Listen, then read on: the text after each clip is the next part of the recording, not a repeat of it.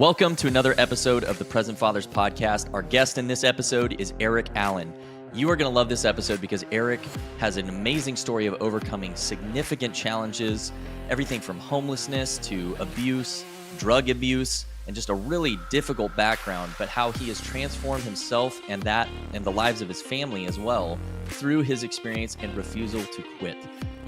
This episode is just really going to resonate with you. It's going to inspire you. It's going to help you go into your life and focus on what really matters. So thank you to Erik for sharing his story and being so honest and vulnerable with it. And with that, let's go over a few key takeaways you're going to get in this episode. He talks about finding mentors and how the lack of positive mentors played a huge negative role in his life early on, but as he matured and overcame his difficulties, mentors were essential to his healing and growth. We talk about changing your environment to make positive changes in your life. So if you're surrounded by negative people, you need to get a new environment to be in so that you can grow. We talk about commitment, God's protection over his life. We talk about taking the time to build a very strong foundation in your marriage, because if you don't, it's going to have negative effects in all aspects of your life. We talk about being present and spending quality time with your family, expressing love and affection to your children consistently, especially as dads. I think this sometimes feels awkward to us, but it is very important that we verbalize and show our love consistently, not just here and there. And then finally, we talk about legacy and breaking generational curses. Erik's story is absolutely incredible. You're going to love it. Please welcome him to the Present Fathers Podcast. And if you haven't done it already, go follow him on all of the different social media platforms. He has his own podcast and has an amazing following. And we just thank him for his time and his involvement with the show. So without further ado, let's get into the episode. You are going to love Erik's story. Erik Allen, welcome to the Present Fathers Podcast. How are you, brother? I'm doing amazing. Thank you so much for having me on, dude. Truly an honor to be here, guys. Yeah, man, I'm pumped to get into your story because you had me on your show very recently. I think it just published last week. Yeah. And that was a ton of fun. So I'm excited to get to flip the roles here and now dig into your story and ask you all the questions, especially the hard ones. Yeah. And I've got my liquid death. I'm all hydrated and ready to rock. So why don't we start? Erik, who are you? Tell us about your family today. What gets Erik going? And then from there, we'll go to kind of your background and upbringing. Yeah, I mean, so I'm a podcaster, been podcasting since 2017, been blessed to speak with some truly amazing people like Ed Mylett and Brad Lee, John Gordon, Tim Story. A lot of those guys have been on the show, and it's been a fun journey, man. So I've released a little over 500 episodes. Had no idea what I was doing when I started, and here we are, and we're ranked in the top 1.5%. Been married for 19 years this year. My wife and I, we met when we married in 11 months. And then here we are 19 years later. We're breaking the chains of divorce, abuse, rejection, and addiction, man. Amen. And we have two amazing kids, 14 and 10, and get ready to coach some baseball here, man. It starts this week. I'm doing my draft this week. So, man, I'm excited for it. Love it. Brother, that's awesome. And congratulations on 19 years, almost the big 2-0 there. That's a huge milestone. For sure. Yeah, yeah man. So I just loved being on your show for one, but I love your energy. Obviously, you're a very seasoned vet at this, so this is going to be a great one. I'm ready to dive into your story and get out the lessons for everyone. So let's good with me. He's got the American flag and he's a baseball fan. Let's go. Let's go. Come on, we're good to go. We'll just stop right here. Yeah. Let's start, Erik. I know your upbringing, you had a lot of challenges to overcome. You've alluded to it with, overcoming divorce and things like that. So tell us a little about the early years and then kind of when you started noticing things weren't so great. Yeah. I grew up in what I thought was a typical household, went to Sunday school. I played Little League ever since I can remember. My dad would take my best friend Dave and I and literally throw us in dumpsters on Saturday morning and say, go find treasure. And that was like a normal weekend for us. We just thought it was the normal thing to do. Like anyone else do dumpster diving, like we just thought that was the fun thing to do. And then my parents got divorced when I was 11 years old. And I didn't know why, still don't know why to this day. It was just kind of a weird sort of separation thing. And my mom, though, got together with a man who was very physically abusive almost immediately. And I didn't understand why she decided to stay with this man. He was beating the crap out of her all the time. There would be times where I'd be outside looking through the bedroom window and he'd be hitting her in the head with a cordless phone when those were around. And I would call the police. He'd try to intercept the call because we were using a landline back then. And the police would show up and they would take him to jail. My mom would never press charges. I never understood that. And then they did the smart thing. They got pregnant. And in the middle of our 8th grade year, they decided to move me from Kennewick, Washington, where we grew up, to small town Stevensville, Montana, population about 1,200 people at that time. And they rented this house that was up there that was on 5 acres. It was a beautiful property, man. 2 big ponds right by the Bitterroot River. The problem, though, was this house had 3 bedrooms. And it was one for them. It was one for my little brother, who's 3-4 months at this time, maybe. And then one for my sister, who's 3 or 4 years younger than me. And they said, well, Eric, you get to live in the garage. So I literally had this plastic tarp down the middle of the garage that separated my bed from the truck that would pull in. Now, luckily, my half of the garage had a fireplace in it that would keep me semi-warm in the middle of the night, But there's many nights where I woke up 1-2 o'clock in the morning when the fire went out and I could see my breath. I had like 10 layers of blankets on to try to stay warm. But it was really a moment when I was about 13 years old that changed the trajectory of my life forever, really. They came home arguing one night. Wasn't anything different than any other night. But I remember brushing my teeth and feeling God go, dude, you've got to look around the corner to see what's going on. And so the way the house was set up was, if I looked down the hall, it was to the kitchen, to the pantry, to the garage door where my bedroom was at. And as I peeked down the hall, this man is on top of my mom in the pantry, just boom, boom, boom.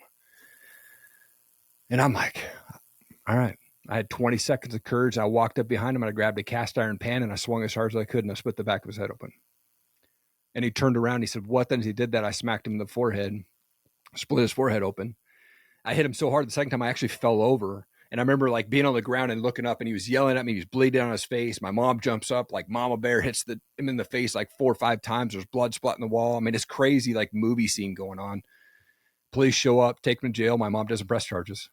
It's like this rinse and repeat cycle all the time. And I actually thought I was the hero in that moment, though. But if we flash forward a little bit, with 3 months left of my freshman year of high school, I got kicked out of that house. I had to go stay with my buddy Forrest. And I stayed at my buddy Forrest's house. His dad lived in this tiny old rackety house, no carpet. So I was sleeping on hardwood floors. And we'd get up, like steal a cigarette from his dad's pack and walk to school like we were a bunch of badasses, like at the time. And I finished my freshman year of high school there and then moved back to live with my dad for my sophomore through senior year back in Kennewick. He rented a house for him and I, and he put, got me bus pass to get to school and get around town. He put $20 in the cup for my lunch money and put Hunger Man meals in the freezer and cereal milk in the house. And then he'd go stay with his girlfriend. So I saw my dad maybe 2 to 3 times a month all through the rest of high school. But that gave me a ton of freedom to do whatever the heck I wanted. So I was getting stoned before school, at lunch, after school. I was taking acid, mushrooms, hash, opium. I was taking Robitussin DM because it would make you hallucinate. And then when I was a senior in high school, I actually got arrested for having a bong, which is really funny because in Washington, you can now walk around the street with a big 6-foot bong if you wanted to, and it's legal. But in 1998, when I was a senior, I got arrested for having a bong. And I had to go to an old school jail, man, in Dayton, Washington, black and white chain gang outfit on, bright orange slippers. I was 145 pounds. I didn't know God at that time. And the only thing I was allowed to bring in was a Bible. And so I brought my dad's Bible and I didn't even know where to start. I just started reading Genesis 1 and started reading, and God kept me safe in that moment. And then 2 weeks after I graduated high school, I woke up to a Post-it note on the bathroom mirror that said, hey, you can't comply with house rules. You have 48 hours to get out. So between the ages of 18 and 21, I moved 21 times. I'm living off of couches here, couches there, and couldn't hold a job longer than a few months. And I was racking up credit card debt at a very early age. And one of those moves was to Seattle, Washington. And so by the time I was 21, I was $28,000 in debt and ended up filed bankruptcy. And then still battling addictions to drug and alcohol, I landed this job with Universal Records, which was a dream job for me to be in the music business. Problem was I lied to get the job. They literally said, well, you have to be in college, you have to be an intern. And so I went down, I paid $300 to the local college to get a receipt that said I was in college, took that to them and said, look, I'm in college. And then I got in, I never went to college. But it opened the door for me to further my addictions. I was just a mailroom guy. I was setting up meet and greets. I was doing, 2 to 3 concerts a week, open tabs, hanging out backstage. And then my 1-year anniversary, I got laid off because of Napster. Killed the music industry. And then I worked for Starbucks at night, and a girl walked in. And I was just this, dude who'd go drink myself to sleep every night. But girl walked in one night and said, hey, there's a cool college age event down at church. You want to go? And I was depressed. I had no friends, and she was good looking. Yep. Yeah, I'll go. And it was at that moment when I was at this church event that I really started to realize that God was protecting me my whole life. Like, I have had a gun pointed at my face twice. There's many times where I should have been dead. Many times that I should have been injured. I've never had stitches. I've never broken a bone. I'm 44 years old. God's been protecting me. A month later, it's Easter 2004, and I wake up after a night of party, and I felt God go, dude, you're going down a path that's going to end your life. And so in that moment, I gave my life to Christ right there in my buddy's basement, and I quit cold turkey, drugs, drinking, cigarettes, everything that moment. And I called that girl up, and I said, man, thanks for inviting me to church. Maybe I'll see you at the store. Wow. And that girl's now my wife. And it's been It's incredible. Freaking awesome journey, man. Man, well, we covered like a whole bunch right there in about 4 minutes. So happy to deep dive into we're going to wherever, reel man. that back in and go over a couple of things there. Yeah. So first off, obviously a very, very difficult childhood, right? Like I think when people talk about having a disadvantaged childhood, your story would be right up there on top of most of them. So with that, did you really struggle with identity as a young, teenager and young man? Like apparently no one wanted you, right? I can imagine the stories that were playing inside your head. Totally. Can you go into that a little bit? Because, and just to kind of the other side of this, we just recently had on Dr. Meg Meeker, and she talked about how important it is that fathers speak into their children's lives consistently and the power that we hold. You obviously didn't get that. So I kind of want to show the consequences of what doesn't happen, right? And then mentality that because it wasn't just the drugs, right? Like that was just your outlet to try and stop the pain, right? Yeah. So tell us what your mindset was like, and if you even can remember or have awareness of where you were in that state when you were kind of teenage years. Yeah, there was a lot of aloneness. There was a lot of me just having no idea what I want to do with life. And I resulted or turned to the drugs, turned to sex, turned to, just alcohol as this, to relieve the pain as much as I could. My dad, he taught me, he instilled some things in me, like be adventurous, go out and find things to do, like, go dumpster diving, like that type of stuff. And I still bring that in my life today. Like I love to be adventurous. I'm not doing dumpster diving anymore, but I still do the adventurous stuff. But there was a lot of stuff that he just wasn't there for. I don't remember ever having a date with my dad, a dinner with my dad, where he asked me about life. One time I remember him asking me, are you on drugs? And I was probably high as a kite. Nope. That was it. That was the end of the conversation. Never had a further conversation about it. I did feel lost just in connection with people. There's my buddy. I met him in first grade. Still my best friend today, my buddy Dave. And he lived down the street from me when my mom was getting beat up. And I would go hang out at his house, and his family became my second family. And I would say they did a lot more mentoring in me than my own family did, because I got to see what a model family looks like. I mean, they're still married for 60 plus years now. And it was cool to see that, but yeah, I was very lost. My identity, I didn't know who I was. I was just a dude who was just trying to, fill the void with drugs and alcohol. And I never thought I would make it to 40 years old. I just thought we're just going to party it up and make life happen fun, make it fun while we're here, So you talked about how your friend was kind of a mentor. Did you have like a specific mentor? Was it God the Father? Was there something that just kind of gave you an enlightenment, so to speak, so that you could head into your own path of fatherhood? No, I mean, really, like my buddy Dave, like, I guess he would be my mentor, but I didn't really have an adult father figure other than his dad. But his dad, we had great conversations, and I stayed at their house a lot. Like I was kind of their adopted kid, and so that just model, like seeing what they did with their life, kind of inspired me to want to do that. But it wasn't until I was at a concert while I was working at Universal Records in my 30s or in my early 20s that I saw a gal there, and she wasn't old by any means, but she was in her 30s. I was in my 20s. But I remember this moment so clearly going, I don't want to be her age still doing this every night. And like, it wasn't like she was doing anything bad or she wasn't old, but I remember that moment going, I think God's got something bigger for me. Like I shouldn't be doing this every night. I don't want to do that. I want a family. And it wasn't much longer after that I did get laid off, and then I met my now wife. And so, I mean, God was kind of opening the door at that point. So was there anything that, or like, all right, so for a father who's kind of in the same situation, doesn't have anybody to pass down the wisdom and the father aspects of life, what did you do that kind of led you on the path where you found success and you became a father? And like, what helped you grow as a man, as a father, as a husband? Like, what was it? Was it just the Bible, or were there other things, you talked about for the show, Ed Milet and people like that, where like Tony Robbins in your life, or what was that like?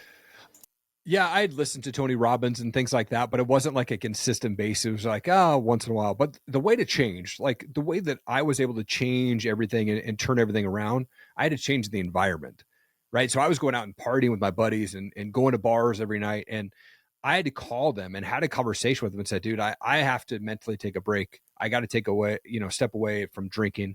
And those dudes are still my friends today. They understood, like I wasn't healthy in that moment. So I had to stop. But I replaced the party scene with guys that I found in the church that had great marriages. They had great businesses. They had great walks with Christ. They were great dads. And this is like way pre-podcast days, right? Like I took them out to Starbucks and I would interview them. I'd be like, dude, tell me what you're doing today to live the life that you're doing, because that's what I want. And so I found mentors in the church, right? So if you're this dad out there right now that you're lost, you're not feeling anybody, find somebody in the church that's living the life that you want to live. And I say that, but also there's a but to that end. Find people that are living the life that you want to live, but find people that are living the life that you want to live, how you're wanting to live. Because there's a lot of people out there that are big millionaires. They got a lot of money, big houses, right? But they don't morally align with me. They're not aligned with my values. Or they're miserable, right? That's not my people. I remember there was a moment when I met a guy named Kelly Cardenas down in California at an event I was at, and he said, hey, let's go watch the sunrise. He was a Christian. And we went to watch the sunrise. We were reading the Bible, and I was in that stage of mind. I was going, I just want to be a full-time entrepreneur. I just want to walk away from a W-2 and just be a full-time entrepreneur. And he goes, Eric, you're at this event. There's 50 people here. 49 are millionaires. I was the one that was not. And he goes, listen, of all the people that are here, how many of them have great marriages? And I just went, ugh. And it was like, it was this reset for me mentally going, man, I got my priorities all screwed up right now. And it was this wake up moment. Right. So yeah, I had to find people in the church and I had to change my environment to make the change in my life for sure. I just want to really quickly echo that, B, because we've talked about that a lot in this show. So guys listening right now, follow Erik's example. He didn't just wait and hope that someone was going to see him and be like, oh, well, here, I can help this guy. He took action first, right? He was taking these people out to Starbucks saying, hey, man, I see the life you have. I want that. How do I do that? So he took the first step. And like brotherhood is super important. Having, guys above you, around you, all that kind of stuff matters. But you have to take the initial action. And I know for a lot of people that's not natural, but you got to be part of your own rescue here. So Erik, I really want to highlight that example you've set because it's so critical. And quite frankly, it seems like a lot of the goodness that has come in your adult life was because you had the courage to do that in those earlier years, right? For sure. Yeah. Okay. Yeah. So absolutely. over to you, man. Yeah. No. And I think two other points that I would say are really important for dads to realize is that one, you have to be committed, not interested. Right. Yeah. You've got to really count the cost. You got to really know what the price of a minute is for a life that you want. And it's going to be a lot of hard work and a lot of sacrifice and a lot of selflessness. And, a lot of people aren't really willing to give that up sometimes until the pain of not changing outgrows the pain of changing. Right. And so I would say the other thing too is having the right people in your corner is one of the biggest things. Like you were saying, your now wife being in your corner, coming up to you and saying, hey, listen, I'd love for you to come to this event, knowing she knows exactly what she was doing. She saw the light in you and she wanted to draw it out. And so she brought you to a place where she knew there was an environment that would foster that. Right. And so men, make sure you're in the environment that fosters growth and doesn't stifle it. Yeah. Now, with that being said, I would love to dive in a little bit more into your kind of your testimony there, because you had said, you're looking back and you're seeing where God has been, protecting you and touching your life. Can you give us some examples and like maybe tell us a little bit more about how God the Father was a father to you when you didn't have much of one? Yeah, for me, there was moments where, like I said, there was drug deals gone bad. There was trespassing that gone bad, right, with the guns that were in my face. But when I was I want to say I was 20, 19 years old, somewhere in there, I met a gal who was 2 years younger than me, and she was a Christian, and she had invited me to church, and I actually gave my life to Christ at that moment. But I didn't do it for the right reasons. I did it because of her, right? I didn't have this relationship with God. I remember going up to the front of the church and saying, yep, I'm giving my life to Christ. I got baptized in the river. Like I did feel like I was drawing closer to God, but I wasn't consistent with it. Right. And I look back and it was those moments like that God protected me from being outside of this world. Like in that time of frame, in that age, I forget who I was living with, but I was all over the place. I was living with a ton of people at different times. Like I could have been out partying. I could have been out doing stupid stuff, but I found this girl who was a Christian that introduced me to her friends who were also Christian. And God kind of swayed me into that direction, away from this craziness that I could have been doing for a really long time. And so that's one of those examples for sure that I look back and go, man, God, as much as I want to, say that, oh yeah, it would have been fun doing this, but God swayed me into the direction to be around in a good environment. And though that relationship ended, that girl was one of the main factors of me even, getting sober, at that time. I was sober, for a year and a half while I was dating her, and it helped me kind of reset the mind a little bit. Well, thank goodness he gave you grace, right? Yeah. Lots of grace, man. Yeah. And I use it as an acronym. It's God's riches at Christ's expense. And a lot of people, it's one of my favorite things. But, I guess the biggest thing too is that, regardless of how we act, he's the perfect example, the perfect model of a present father. He's the most present father there is, right? And so, it's so exciting to hear. He's had such a presence and such a amount of mercy and grace for you, because again, he sees the value in you. He sees the purpose that he's given your life, and he wants you and all the other men that listen to this to serve that purpose, to be the hands and feet, right? And so be the light and the salt. And it takes a lot of hard work, and I can't emphasize that enough, but man, is it worth it, right? So great answer. I love it. Thank you. Brandon dropping that fire tonight. Eat your heart out. Jordan Peterson, man. Woo. Come on. That's awesome. All right, Erik. So how long were you in the prison for? It was 24 hours. Like okay. Sorry. So I guess I'm it was 12 real years quick. and 8 days. No. It was interesting. So when I had to go to the court, because I got a citation initially, so I had to go to court. I had to skip school so I could go to court because I was 18, and I got in the courtroom. I'd never been in a courtroom before, so I borrowed a tie. I was tied on crooked, like I had no idea what I was doing. I get in there, the judge, first thing he says to me, "Why don't you give me a reason why I shouldn't throw you in jail for 90 days?" And I was like, holy crap. In my head, I'm going, dang, dude, that's a long time. And he goes, "I'll give you a reason. Your mother loves you." And I'm kind of laughing inside when he said that. Right. And then he's like, "Well, what's going to stop you from going out to my parking lot and smoking a joint right after you leave here?" And I was like, and he's like, "Okay, 89 or 90 days jail, 89 suspended, $220 in fines." And I had a year probation. Okay. But it was interesting because he goes, "I want you to come on to jail on Saturday." And it just so happened to be that week was homecoming. And so I was like, and he goes, "Yeah." And I go, "Is there any way I can come to jail on Friday?" And he was like, "What?" And I go, "Well, there's homecoming. My girlfriend's already bought a dress." He's like, "Okay, Friday, 2:00, I could be here." So I had to go check myself in the Friday, 2:00. So you were already in sales that early. Totally. Totally. Yeah, that's wild. So I was really just kind of, was that a wake up call for you? Right. Was that a whole experience and realizing that, well, this could have been a lot worse?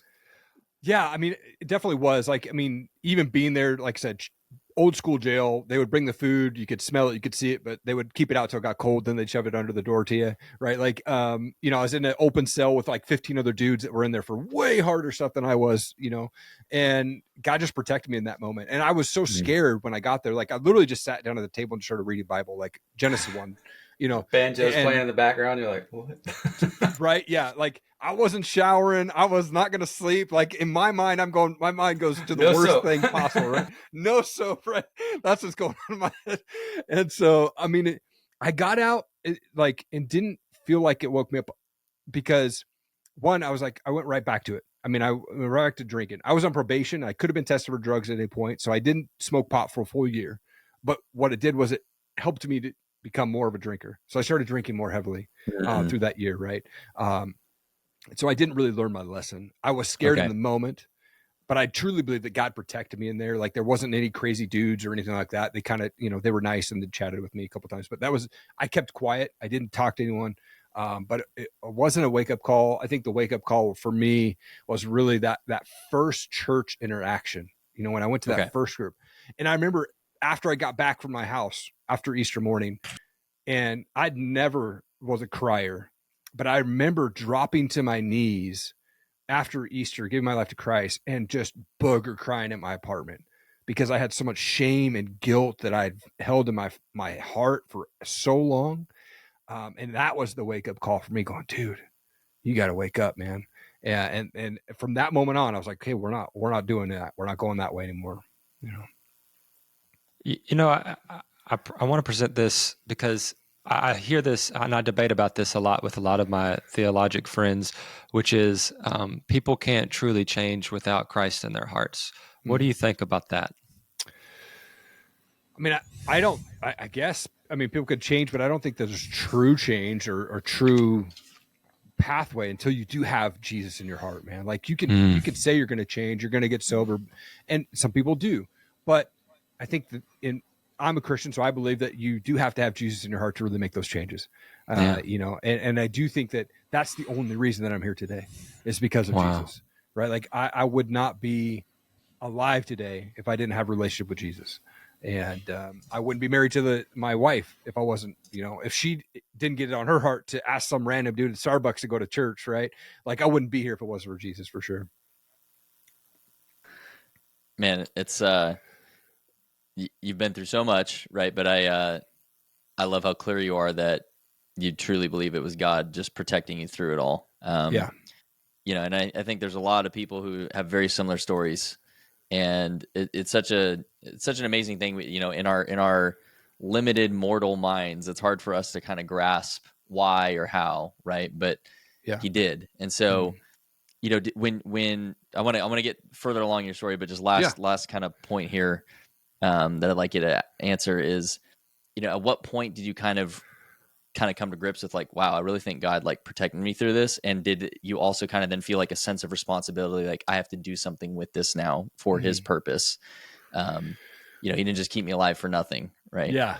Yeah. When my wife and I got married, we spent the first 5 years just getting to know each other. We said we weren't going to have kids for 5 years at least. We wanted to just go and figure it out. We both came from broken homes, so we didn't have good examples of marriage. But for me, it was this new responsibility that was put on me that I felt like, all right, I've got to make some changes. I said I do, and I mean it. And being married for 19 years, not every year's been rainbows and sunshine, right? Like we've had to work our way through some stuff. And, a lot of it was on me, right? All of it was on me, right? There was stuff that I made mistakes of and I didn't think about. And, I was selfish in a lot of years and had to make some changes. But I think number one, when I got married, that was a new responsibility for me. And then when we had our first baby girl, that was a wake up call massively for me. I would all of a sudden I was like, oh man, I got to protect her. I'm the warrior. Like we got to do this. My wife was in labor for 36 hours and she was going to go natural at a birthing center. My daughter was like, no, I'm not doing that. So we had to rush her to the hospital, she was born at 4:17 a.m. And there was a moment. So I was talking to my wife's belly when she was pregnant. I was like, Azariah, I'm your daddy. And I would just say it over and over. And then when my daughter was born, she came out crying and I went to go just see her. And I was like, Azariah, I'm your daddy. And as soon as I said that, she stopped crying. And that was a moment that I was like, whoa, God's got me here to protect her. And then when we left the hospital 3 days later, my first drive with my baby girl in the car, I was like, this is crazy. I live 3 miles from the hospital, right? So I go to leave the hospital and I'm coming down a road that's got a free right turn. I'm in this lane. This guy comes and jumps the curb and almost hits me on this turn. And I'm like, this is crazy. So I'm driving down another mile. This guy on a motorcycle flies past me like going 110. I look at my mirror. He bites it and skids down the concrete. I'm like, this is a 3-mile drive and 2 crazy things are happening. I got to get home. I'm never leaving the house, right? Like I was like so mowed, like, all right, I've got to protect now. That's where I was at. It's like, where's my bubble wrap? I got to wrap this baby. Totally. Totally, wild. Yeah. So you kind of got into where I was trying to get to was, describe your right. Obviously she invited you to church. You really committed your life to Christ. You guys started dating and getting serious. But I also come from a broken home. My wife and I both come from broken homes. So I can really understand the desire to want to wait and make sure you really got, a stable foundation. Through that process, what did you learn that you think maybe people with similar backgrounds should know that maybe they're not aware of that you'd like to share? Because I see a lot of wisdom in that decision. My wife and I did not have that wisdom. We kind of rushed into everything. So Yeah. maybe I needed your advice, Man, I think we both knew going into marriage that we didn't want to make the same mistake as our parents. There's been 6 or 7 divorces between our parents combined. I mean, and still to this day, it's just chaos. So we knew exactly what we didn't want.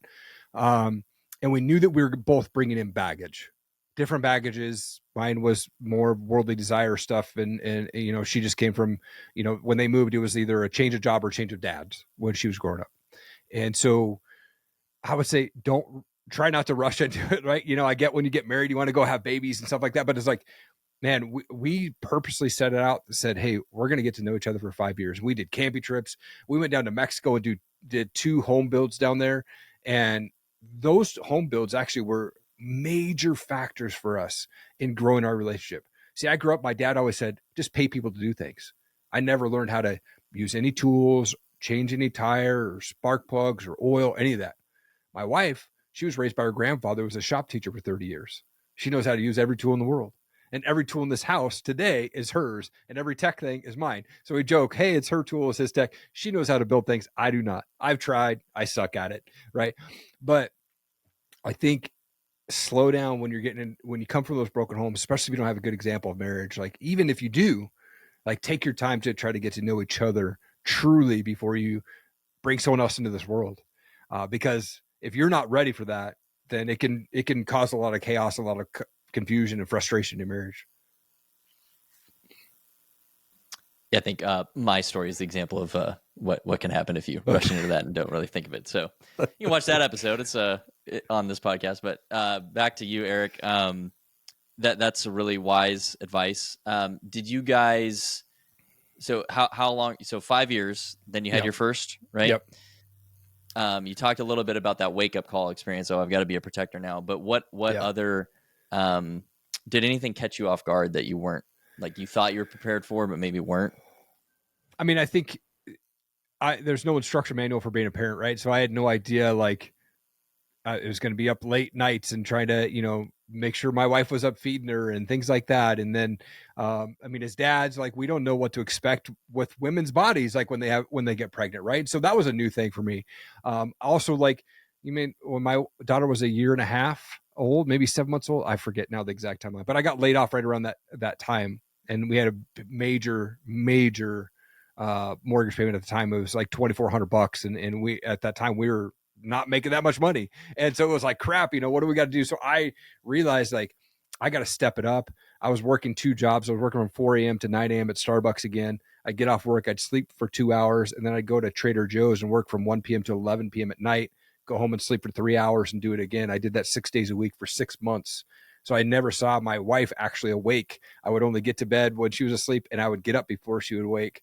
And I would only see her on Sundays. And so the unexpected, you just have to keep fighting through those unexpectations that come through. Like, you never know what's going to happen. And so I just knew that at that point, I was like, I got to do what it takes. I'm going to split this 5 hours of sleep for 6 months and make it happen. So, you got to sacrifice sleep sometimes. Oh, yeah, man. Trust me.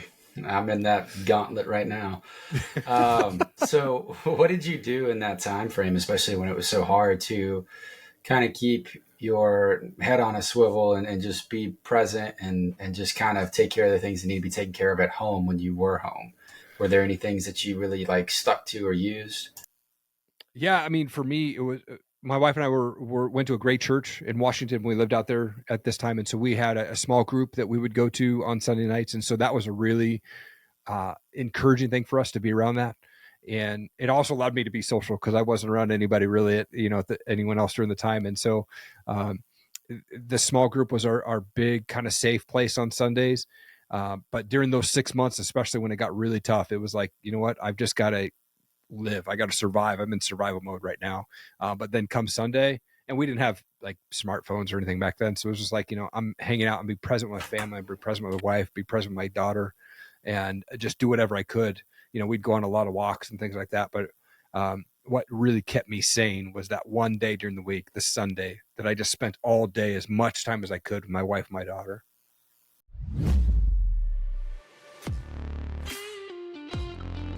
Hey there. We hope you're enjoying this episode of the Present Fathers Podcast.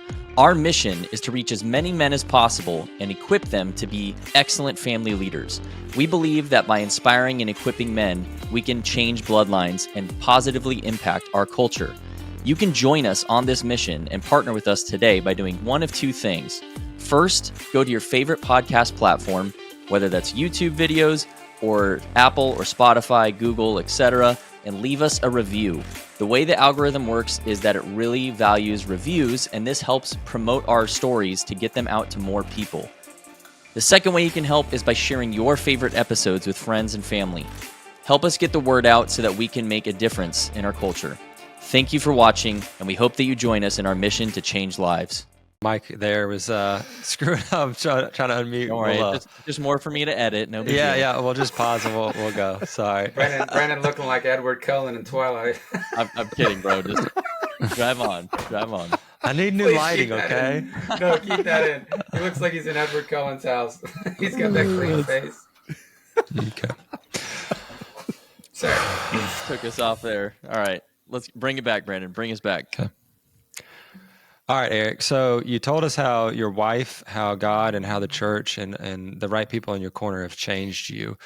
And you've kind of touched briefly on how, when your daughter had her first cry and then she stopped when she heard your voice, it changed you, right? But how has fatherhood actually changed you from your children's perspective? Like what have they done that has changed you?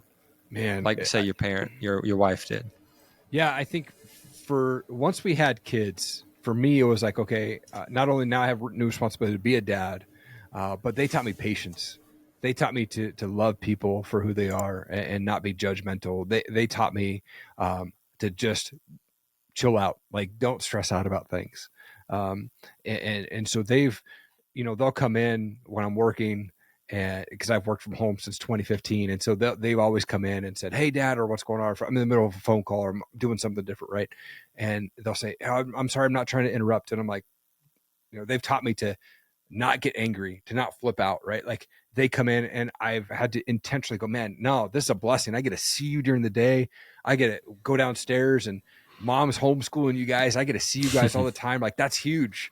All four of us are in the house at the same time. So when I go downstairs, it's like, I got to sneak around like a ninja to try not to distract them during school while I'm getting coffee or something, right? But they've just taught me so much about just loving people and drawing close to God. It's funny. My daughter will say, I'll say something like, "Oh, that ding dong over there, man, come on, old man, put on the gas pedal," right? Like, and my daughter will be like, "Does God really want you to say that? Like, I don't think God just calls us to love people." I'm like, "Oh man," I don't know. Like at that point, do I go angry or do I go, "Oh man, you're totally right"? Like, I think there's such a mirror, totally. Especially when it comes to our characters, it's like they start showing some of those things. You're like, "Oh, I got to work on that," right? Yeah. So yeah, for sure. That's awesome. That's a great example. Eric, I want to move to more just kind of general fatherhood questions. Yeah. Some we ask every guest. Some I wanted to tailor a little bit to you, but cool. We'll get to some of those difficult questions that I referenced at the start. Here's one for you is, obviously legacy matters, right? We all want to strive to build a legacy to leave behind, not necessarily for our name to be remembered, but to have made a positive impact. So if you died today, what do you think your family would actually say about your legacy, and what would you hope they'd say? Man, that's a good question. I think for me, I would hope that they would say that I was a good dad. I would hope that they would say that I love my wife, and I would hope that they would say that I had fun with life. I think the legacy that I'll live will hopefully be that. My kids, they see me and my wife have disagreements. They see us argue, but they also see us make up. They see us kissing in the kitchen and slow dancing in the kitchen. They see both sides of it. We've never hid that from them. There's certain conversations we have to have outside without the kids, but when we get in a disagreement or an argument, they've been there, and sometimes they've seen it where we didn't want them to see, right? But it was like, then I have to go and I have to apologize to them. So I hope that they have a legacy of he admitted when he was wrong. He worked hard. He loved mom and he loved us and he provided for us. And, I've never been someone that hated not working. Like I'll go get dirty in the dirt and do whatever I need to do to provide for my family. So I hope that they see that I just always want to provide for them no matter what it takes. And I wake up at 4 a.m. 6 days a week so I can work on my podcast or work on work. And people are like, why the heck do you wake up early? And it's because my desire to be successful is bigger than my desire to sleep.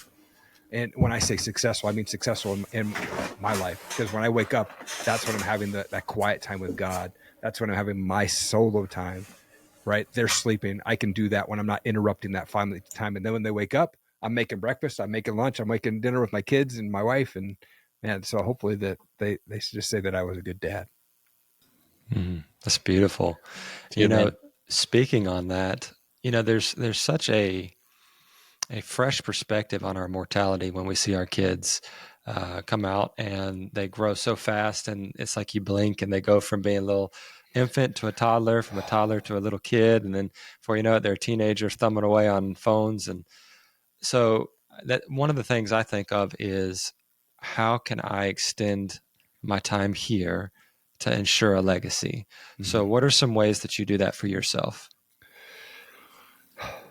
One, I have to be healthy, right? So I'm getting up when I wake up, I immediately go downstairs and I hit the gym, and I'm working out 5 days a week. So I try to be healthy, and that's not something that I've done my whole life. Just over the last year, how I really started to get better at it, started to eat healthier, right? And I think that's really important. I'm 44, so as soon as I open my eyes, my immediate audible out loud voice is, "Thank you, Jesus, for another day to see and hug and hold my family."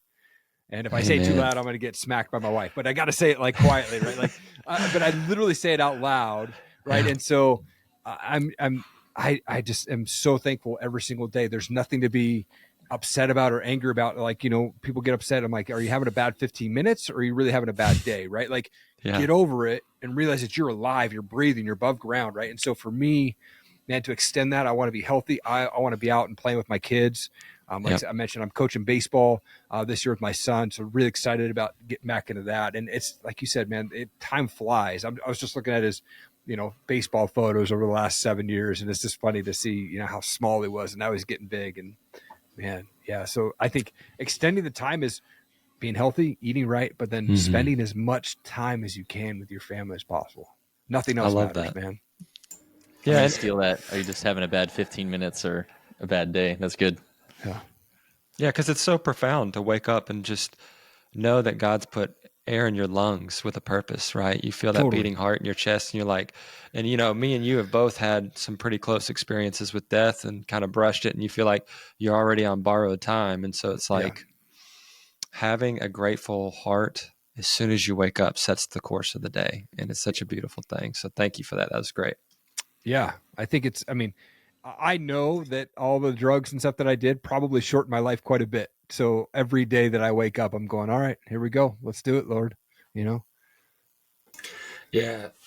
So best case scenario and best case, your children are growing into a future where you will no longer be there to guide them through. And that's something I have lately been thinking a whole lot about. Like you said, getting healthy. I'm trying to get in the best shape of my life. But that being said, what are you doing to stay present in case that time is short? Yeah, I think one, I'd really try to turn off my phone at 5:00. So when I get done at work, I go downstairs, and I'm not 100% at this, but I definitely try to be intentional that I go and plug my phone in. That after 5:00, I'm dedicated to being present with my family. And that's making dinner. That's, we don't watch a lot of screen time. Maybe Friday night we'll do a movie, and Saturday we might do a movie, but that's about it.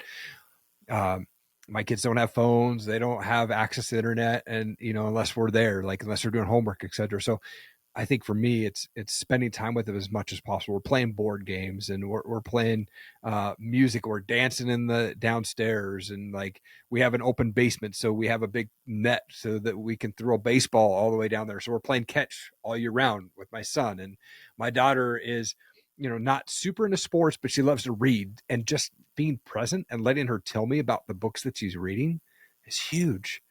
I don't understand half of it, but she loves to be able to tell me. And so I think just being there is showing me like, hey, I want to be with you. I want to understand what you're saying. And so that type of stuff, I think, helps me to extend that time with them. And, it's a, I don't know if it's a harsh reality, but it's a reality where we go, my daughter's 14, potentially she could be out of the house in the next 5 years. My time with her is coming up sooner than later. Yeah. And so we start to just go, all right, man, I want to spend as much time as I can with my daughter and my kids before they move out. Yeah. God, thank God my daughter's 4 months old. Whew. Yeah. To the time thing, I think I saw like a reel or something explaining it. It's by the time they're, I want to say 11, you've spent 70% of the time you're going to spend with your kids. Yeah. At that point already. And then by the time they're, I think 14 or 15, it's like 90% of the time. Yep. Yeah. So it's like, wow, or it's 12. It's 12 and 16, I think. So from 16 onwards, you're only going to get 10 more %. Like, yeah, that's insane when you think about it. So very wise advice there to like really capitalize on what you're given now, because it goes quick.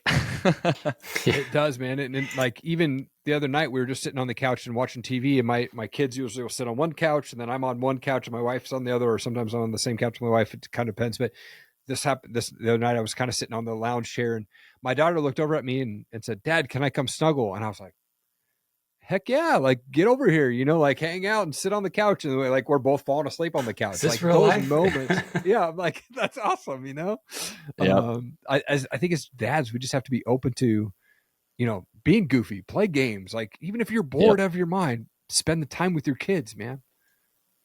Absolutely. And we talked a little bit earlier, as a parent, you fail every day. I mean, that's just, the truth. And Brandon talked about a mirror. You see those failures even more through your children. So that being said, what's the hardest lesson you've learned as a father? Man, I think the hardest lesson I've learned is I need to be more present at times, and I'm better at it now. But there was a while as a dad that I needed to not be so harsh and not be so angry, quick to anger, at times. And I would catch myself because, and not that my dad was never that way, because my dad was not really around that much. I don't remember him getting angry. I only got the belt one time, and that was all I needed. But like, I think the hardest lesson for me was, you know what? We need to take a breath when things don't go right. We need to just kind of have a conversation with our kids. Even at a young age, we can have a conversation with our kids about what really happened or what went wrong, right? And also, I have to be humbled. As a dad, when I screw up, I got to own that. And I got to go have a conversation with them. And if I, say something too loud, or if I'm too, angry one moment, I got to go to my kids and I got to say, dude, I screwed up. Do you forgive me? I'm sorry. And I've said that thousands of times. And the funny thing is I go into that expecting that my kids will be like, oh man, why'd you do that? And they're like, Dad, I don't even care. I forgive you. I love you. Right. And it's those moments that go, oh, right. So I think that the hardest lesson that I had to learn was, one, I gotta slow down. I got to spend time with them, quit getting angry so fast, and then own up to your mistakes, man. And those moments then I think that's what grows and deepens the relationship with them. And it's funny, isn't it crazy? You sit there and think, man, I got life all figured out. And then you graduate college or whatever, and you're like, I don't have a clue. Then you get married and you're like, all right, this is what life's about. And then you're like, nope, don't have a clue. And then you have kids, and they're the ones, I swear, I've learned more in the last 2 years with my son, and I'm starting to learn more with my daughter than I think I've ever learned from anybody in my entire life. Because like you said, they humble you and they make you feel things you've never felt. They make you, swallow your pride, because it's an unconditional, pure love that there's zero walls up. You don't have to worry about walls, because even in your marriage, you're going to have walls. And with your kids, you don't have that. So it's like, you're quick to anger, but you're quick to also try to get forgiveness from your kids and be humble and just say, hey, can you forgive me? Like, that's not a question we ask a lot of people in our lives if we stop and think about it. So it's funny. Your kids teach you more just out of nowhere that you just don't expect it. You're like, what? And that's why I tell people, I was like, you want to know what life's about? Have a kid.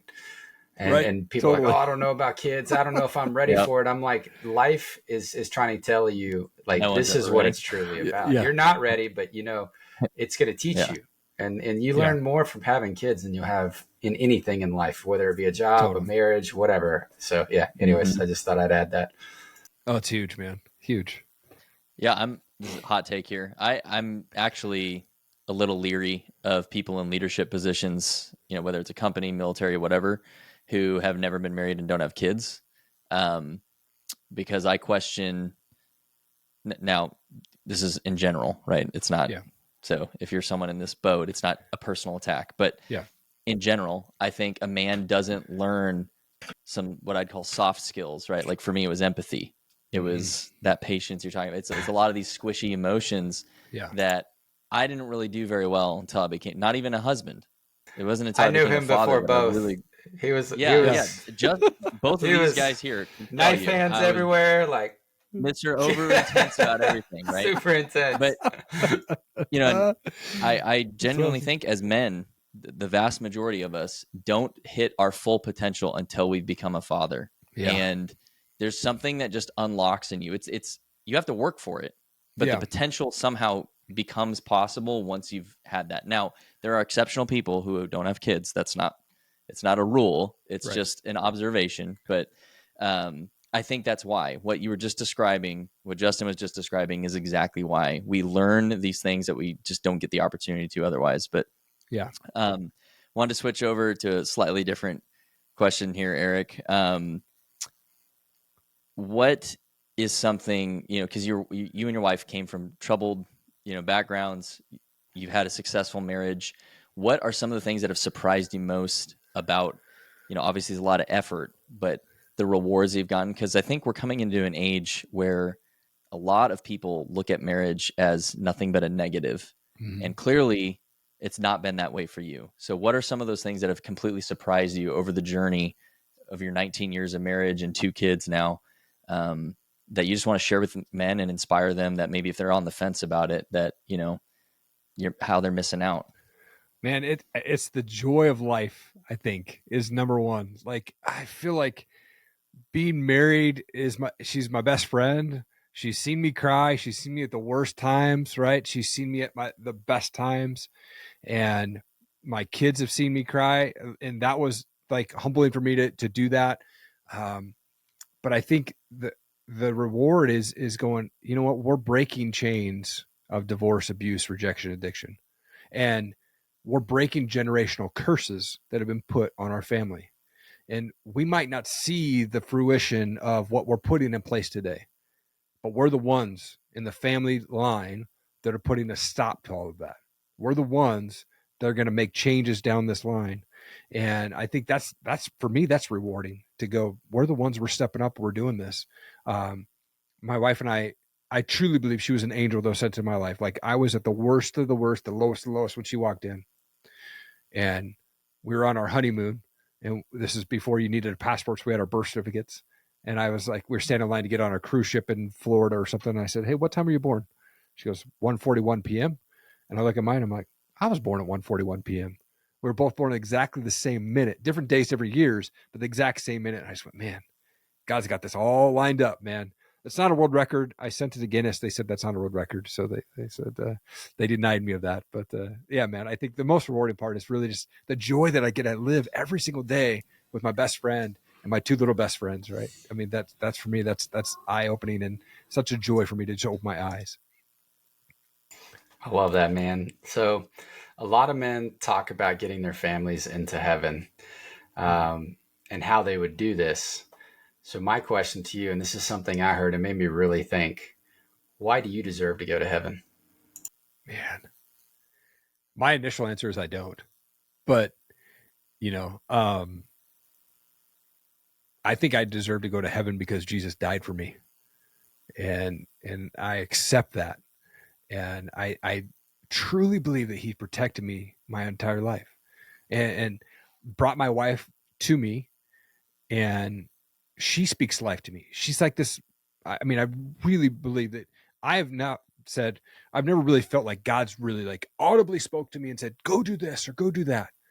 But I feel like he speaks to my wife a lot, and she's able to give me wisdom through her. And I'm just like, man, so I think that the long run of that answer is I'm only going to heaven because Jesus died for me and I accepted it in my heart. There's no other reason. I don't deserve the life that I have. I don't deserve to go to heaven, but Jesus said I do. And I'm believing in that, man. Awesome answer, man. Yeah, man. I just want to add one thing too that echoes how your wife, you said you believe that God speaks through your wife a lot. I agree. I believe that he speaks through others. The Holy Spirit moves in others. And numerous times, like I have very strong brothers in Christ who they have no idea what's happening in my life currently, right? Other than what maybe they can see on social media. Yeah. And I will get a random text message or something from them like, hey brother, you're on my heart today. And the paragraph that they write me is like literally details that there's no way they should be able to know these things of like how I'm feeling in that exact moment. And I'll be like, man, like total God moment. Like, okay, whoa, all this stuff going on in my head, just completely gone.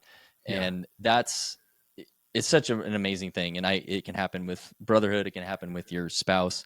But, Totally. when we humble ourselves to be, essentially a vessel for that, it's just amazing things happen. So I'm glad that you get that a lot with your wife. That's such a another example of why marriage is an amazing thing. Huge. Yeah. Yep. All right, B, take us away with the one. Yeah. So I've got two things on that I want to follow up with. One, Cool. That's why I always encourage people to get in the Word, because God speaks through His Word. Yeah. The Holy Spirit impresses things on our hearts and our minds. So it's really important to do that. And two, you had mentioned that a lot of the legacy we leave, we won't see.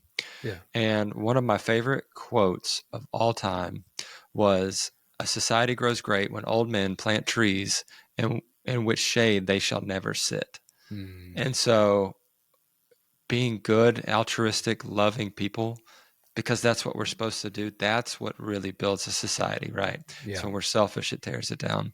And so, I think although we won't see it, we know it's going to happen, right? And so that's something hopeful to look forward to. But other than that, speaking of hopeful things, one thing that always stands out for our dads that we interview is one core memory, like one memory that they just immediately think of, they laugh, and it's just like their favorite thing. It's their top tier memory, core memory with their kids. So what is that for you? For me, it's we've gone to Cannon Beach almost every year when we lived out in Washington. And Cannon Beach, if you saw the movie The Goonies, the big rock there in the mountain, that's where it's at there. And we used to go there every year, and we haven't gone since we moved to Idaho. But we took the kids at a very young age, and it seemed like every time we'd go, it just downpoured for the 5 days that we were there, and so we'd spend a lot of time in the hotel. Or we'd be like running to one restaurant or another in between the rain downfall, right? And we played a lot of games, and we just got to like go out on the beach at night in the brief moments when it wasn't raining, right? And so Seaside is one of those things for us as a family that we just go, man, I miss Seaside. We got to get out to Seaside, right? Get to the beach. And so that's one of those moments, that has my kids remember. I knew that we were in trouble when we took our daughter. She was just walking. I think she was maybe 4 or 3. And we said, okay, you got to hold mom or dad's hand, or you got to hold someone's hand. And she looked behind us because she wasn't holding her hand, and she was walking in front of us, and she just grabbed her hand and she grabbed her own hand and she kept walking. And I said, man, I'm in trouble now, dude.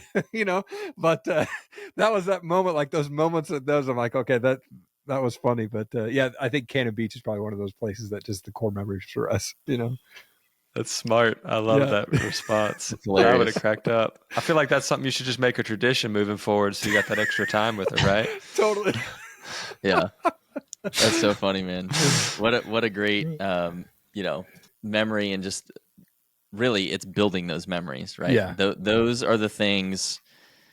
It's so easy to get caught up in the race of everything, right? Job, house, car, whatever. But it's those memories that we will remember that just warm us on cold nights and that kind of thing. And same thing with your kids, right? Like they will look back on those times and just treasure them. So brother, thank you for sharing that. Thank you for sharing your story tonight. Where can people find you? How can they follow you, support you? All of that. I appreciate it. It's such an honor. This was such a great conversation, man. And I've been a guest on over 150 shows, man. And this is definitely one of my favorites, dude. So I appreciate it all, guys. But Erik Allen. You're crying. ErikAllenMedia.com is the website. It's ErikAllen. That's my website. You can find all the information on me. I'm probably most active on Instagram. So it's just Erik G. Allen. Again, Erik. I respond to every comment, every DM. I love connect with new people. But those are the two big places that people connect with me, man. And again, this was so much fun, man. I love this. I love it, man. Well, I love you coming on and sharing your story. Probably the most amount of content in record short amount of time I've ever heard someone get through that much in their story. So Nice. That's got to be a record of some sort. I was like, whoa, man, we're going to have to come back to this. I want to close with just any final piece of advice or any final kind of call to action you have for dads who may be listening to this. Yeah. If you're a dad, just don't worry about the hype. Don't worry about the entrepreneurs or people that you see online and their fake cars and their fake houses, right? Like, and even if like spend time with your family. It's not a material world. I mean, it's a material world now, but like get that out of your head, man. Spend time with your family. I don't care if I'm living in a tent on, dirt floors with my family. If I'm there with my family, then that's what's most important. So, man, as dads, we just need to go, man, be present with your family, put the phone away, right? Like love your wife in front of your kids so they see that and love your kids. And one thing that I was just thinking about the other day, I don't remember my dad ever saying I love you to me very often. But man, one thing that I say to my kids 100 times a day, I love you. I love you. I love you, because I want them to know that I love them. And I'm going to say that over and over and over. And so, man, if you're a dad and you're just busy, you're never too busy for your kids, man. Just make time and say I love you to your kids and love your wife in front of your kids, man. All right. You heard the man. So with that, enough talk. Let's get climbing that mountain of fatherhood. We will see you in the next episode. Thanks for tuning into this episode of the Present Fathers Podcast. Make sure that you subscribe to our YouTube channel and follow us on Spotify to catch all of our amazing episodes. We will see you in the next one.